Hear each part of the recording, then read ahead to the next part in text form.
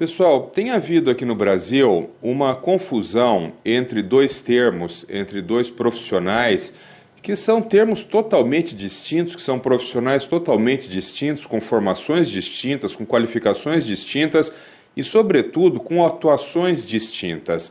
Eu percebo no meu dia a dia, na prática clínica, uma confusão entre o professor de apoio especializado, que é uma figura absolutamente fundamental no contexto da criança no transtorno do espectro do autismo incluída no ensino comum, e um outro profissional, que é o AT, que é o acompanhante terapêutico. Esses dois profissionais, eles devem agir de uma forma sinérgica dentro do contexto escolar, mas são profissionais que têm obrigações, que têm atuações totalmente distintas.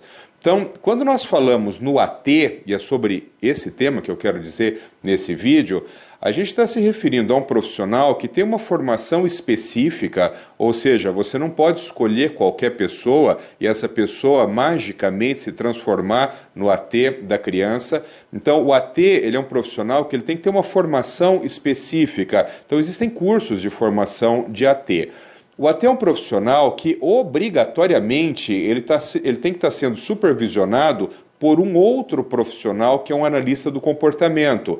Este analista do comportamento, ele tem lá as suas formações. Pode ser um psicólogo, pode ser um fonoaudiólogo, pode ser um terapeuta ocupacional, mas ele tem que ser um indivíduo capacitado na análise do comportamento. Então, o analista do comportamento, ele supervisiona a ação do AT, que quem é, de fato, implementa parte da terapia dentro do ambiente escolar.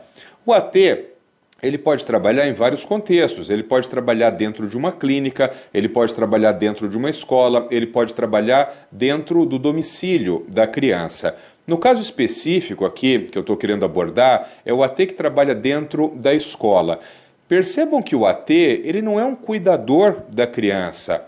O AT é um sujeito que ele terá funções que mesclam a pedagogia com funções de saúde. Por quê?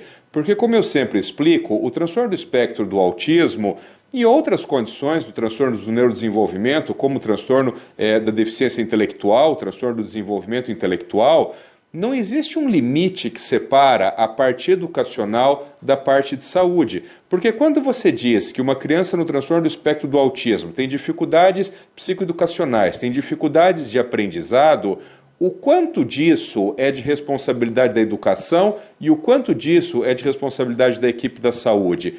Não existe uma divisão clara nesse contexto. Portanto, o AT ele é um profissional que, em recebendo uma formação adequada, específica para atuar como AT, ele vai, em determinados momentos, atuar no campo da pedagogia e, em determinados momentos, atuar no campo da saúde. Agora, também é muito importante que a gente entenda que o AT, ele não é um professor substituto. Então, aquela sala de aula, ela tem um professor regente, e este professor regente, ele é responsável por todas as crianças daquela sala. O professor regente não é responsável pelas crianças neurotípicas e o AT é responsável pela criança neurodivergente. O professor regente, ele é responsável por 100% dos alunos daquela sala de aula. O AT, ele funciona sob supervisão de um analista do comportamento e mediando o que o professor regente está ensinando para a turma e a capacidade momentânea daquele aluno com transtorno do espectro do autismo ou com deficiência intelectual.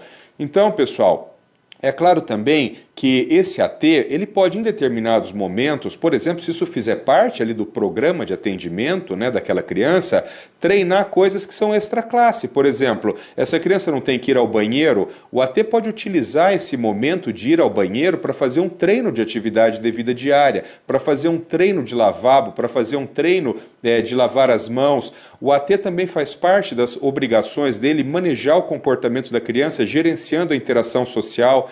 Então, é absolutamente fundamental que a gente entenda que dentro de uma escola existem diversos profissionais, cada um com as suas especificidades e cada um com as suas obrigações, e que não deve haver uma sobreposição disso.